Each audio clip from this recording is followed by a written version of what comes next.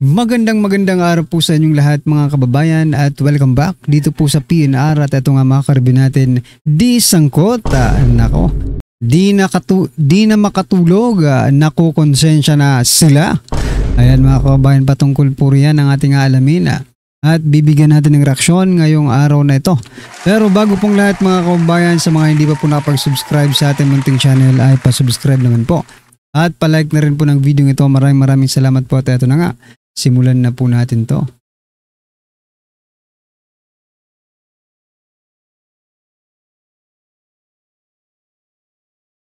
So yan mga kababayan, bago po natin muling i-play ang video ito, pasadahan po muna natin ang mga nagte-trending na mga balita dito po sa mundo ng social media at unahin na po natin to.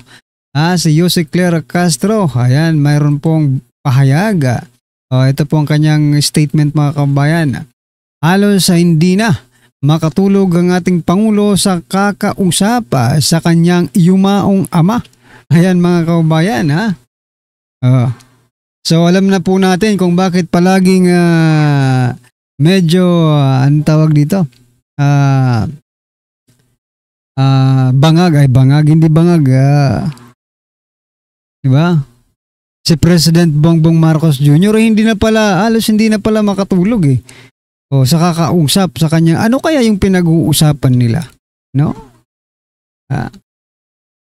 Nako po, sabi po dito sa komento, eto mga comment, abay kasalanan ba namin yon? Baka nakadali na naman, aray ko po. Guni-guni mo lang yan. Ayan. Sobra na sa pagkabangag, panay kasi usok ang gusto. Kaya ngiwi-ngiwi na. Ayan, sabi po yan ni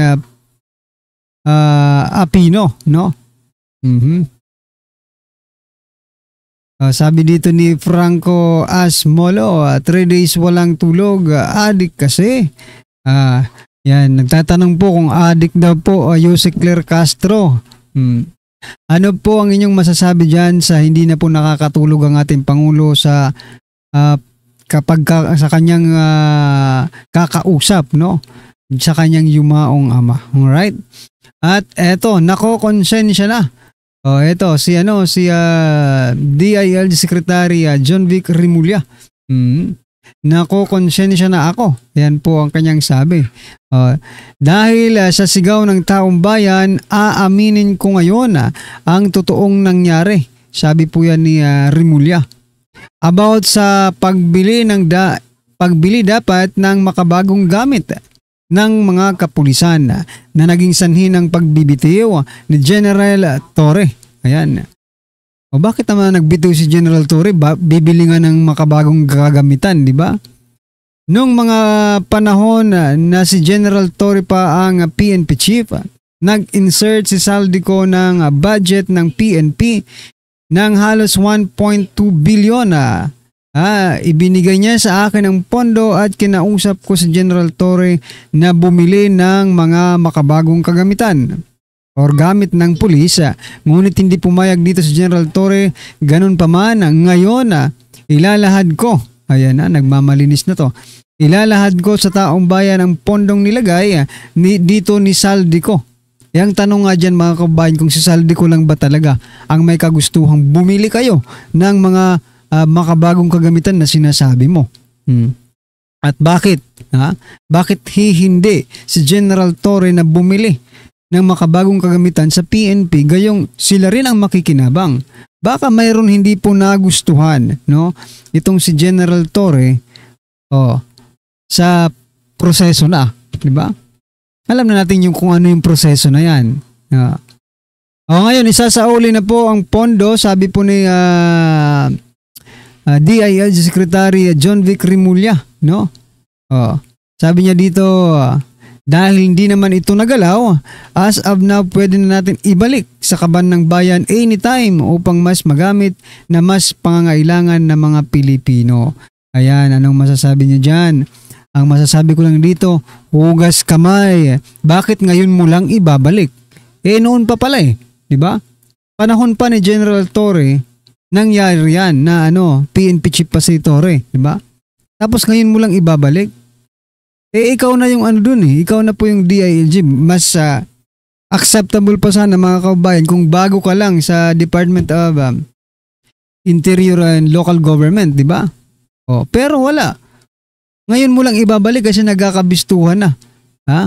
Na ganyan pala. Oh, napakalaki, 1.2 billion mga kababayan.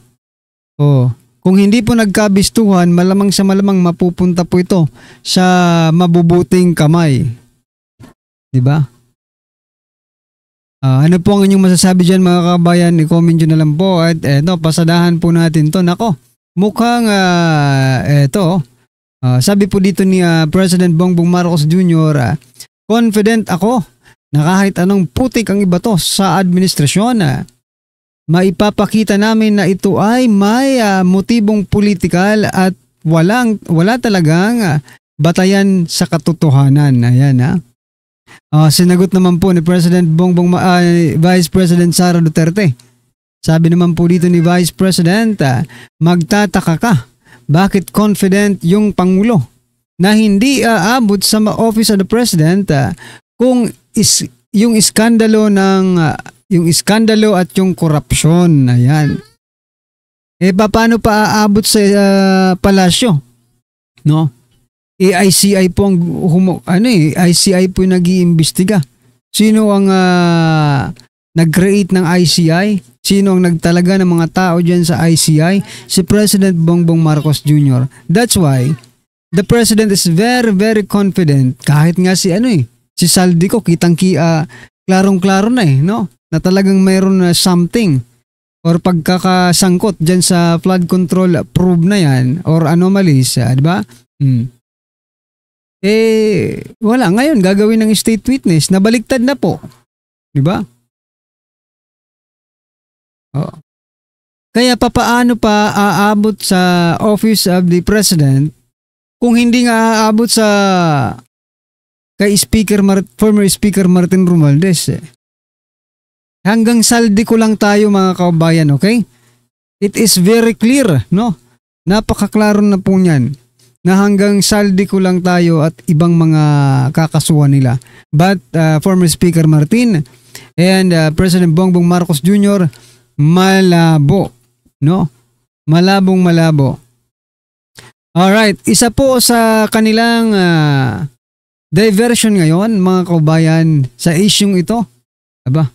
Imbis na mapunta kay Saldico, imbis na mapunta kay Speaker Martin Romualdez, kay President Bongbong Marcos Jr., lumiko po yung issue at napunta kay Senator Bongo. Eto mga kababayan, ito si Corina Sanchez, yan eto, pakinggan lang po natin at bigyan natin ng reaksyon itong pag-uusap nila dito. Nagulat ka ba, Pinky, Willard, doon sa nauna si Bongo, Senator Bongo, na puntiryahin? Hindi ka makasagot. Question. Ha? Hindi, ako lang nag-iisip bilang ordinaryo, di ba? Kasi malinaw na si Senator Bongo ay kaalyado ni VP Sara. Yeah. Parang, wasn't it predictable na siya yung una na tatamaan doon? Pero dahil contractor yung tatay niya, and half-brother. Half-brother, oo. Pupunta din doon. Kailangan silipin din. Pero siguro yung question nga ni Corina is na siya yung nauna. No? Yun ang tanong mo no? Oo. Siguro, kagulat-gulat din. Although, it would eventually lead to that. At least there will be questions. Kasi nga, tatay mo, contractor, half-brother mo. Pero sabi nga ni Senator Bongo, hindi mo naman mapipili ang iyong mga anak. Tsaka kung hindi naman hindi naman sa dumidepensa tayo, kaya lang ito yung pinag-uusapan ng tao, no? Pero kung hindi malinaw sa batas, na bawal talaga ang mga first degree, second degree na kamag-anak mo na mag-bidding, and they won, I don't know, maybe fair and square, hindi natin masabi. Bakit siya yung wala lang, nag-iisip lang tayo, So, kumbaga, may basehan man o wala, magtataka talaga ang tao.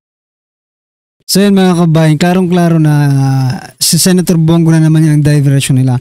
Ang tanong nga dito mga kabayan, sabihin na po natin contractor, yung half-brother po ni Senator Bongo at yung tatay niya. So, what's the point kung wala naman po silang ginagawang anomalya, di ba? Kung sumusunod naman po sila sa patakaran ng gobyerno, di ba? Ang question nga dito, may anomalya ba o wala? Di ba? Kasi kung wala, so what? Di ba? Kung bakit nauna si Senator Bongo. Ang ano talaga dyan, lalabas kasi dyan is conflict of interest eh. Oo. And then you will have someone like Senator Bongo who will say, hindi ko sila kilala, hindi ko kilala mga Diskaya.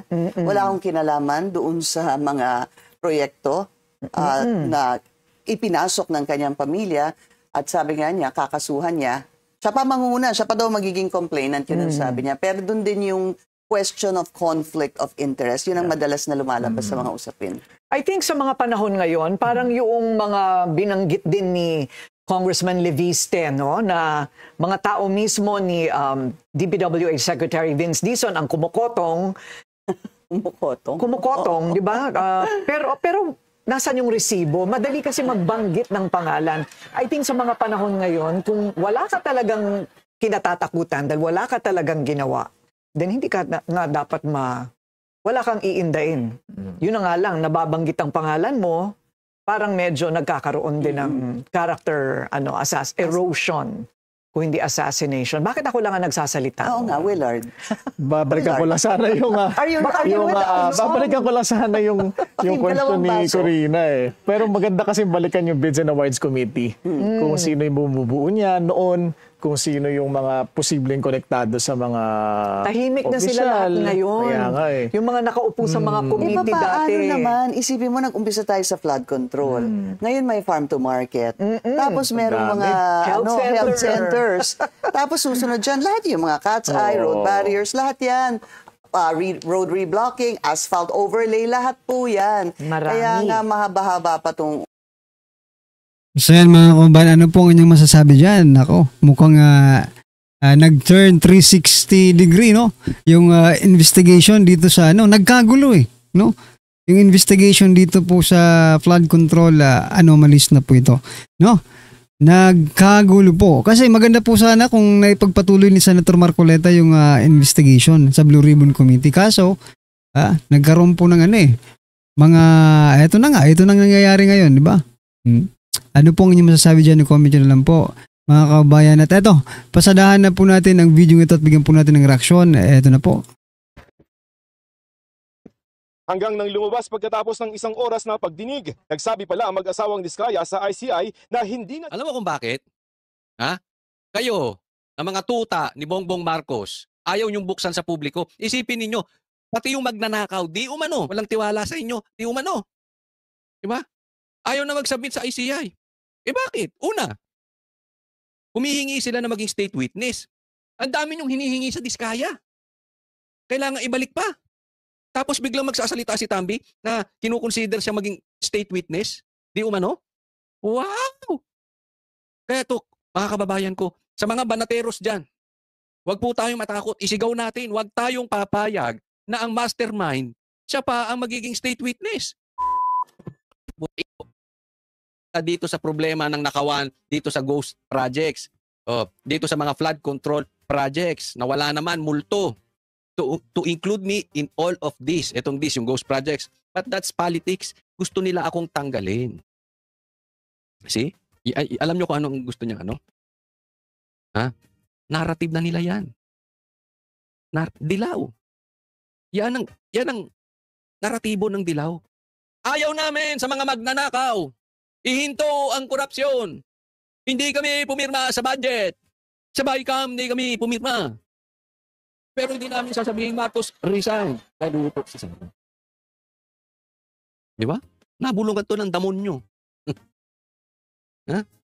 Nabulungan to. Yan na yun eh. So okay lang, kainin nila yung tae ni Marcos na dating isinuka na nila, na dating sinasabi nilang diktador, magnanakaw. Kainin na lang nila ngayon. Di baling nang magnakaw kayo, kaliwat kanan. Basta wag kang aalis kasi makakaupo si Sara. Ganyan ang naratibo nila. Marcos, hindi ka dinadala doon sa sitwasyon ng ghost projects. ikaw ang nagdala doon sa sarili mo dyan sa ghost projects. Kayo ang kumita dyan, hindi naman kami. Sino bang pumirma niyan? Sino bang pumirma ng budget? Sino bang pumirma ng insertions? Ay, hindi nga pala insertions. Pag majority, pag si Risa, pag Dilawan, amendments. Hindi pala in-insert ni Risa. Hindi niya nilamas-lamas at in-insert. Inamend ni Risa. Ikaw pumirma mo. Ikaw ang naglagay mo sa sitwasyon sa sarili mo, sa alanganin. Di ba? Ikaw ang dinadala sa investigasyon, sa ebidensyang naglalabasan. Sa katunayan, kung pinatuloy mo si Chis Escudero as Senate President at si Marcoleta as Blue Ribbon Committee, yung ebidensya will bring it to you. Doon na patungo ebidensya sa iyo eh. Kaya hinijack nyo yung Senate. Ipinalit mo yung Itbulaga. Ipinalit mo yung clown. O, di nahinto. Kasalanan pa ng taong bayan? Kasalanan pa ng oposisyon, dinala ka dyan? Alam mo, Bongbong Marcos, kung malinis kang talaga, kung wala kang ninakaw, pwede mong i-open, all open yan. Tingnan mo kung bakit matapang si Marcoleta. Bakit matapang si Kiko Barsaga. Maybe they are not perfect. Pero pagdating sa nakawan, malinis eh. Parang sarap maging politiko. Ngayon, di baling hindi ka perfecto, basta hindi ka lang magnanakaw. Bakit? Hindi ka matatakot. Hindi ka kaya takutin. Malinis din. Madumi ka man, hindi ka naman magnanakaw. So yun mga kabayan, ano po ang inyong opinion, reaction patungkol po sa video ito? I-comment nyo na lang po sa baba. Maraming salamat po. Please don't forget to like the video. Maraming salamat po.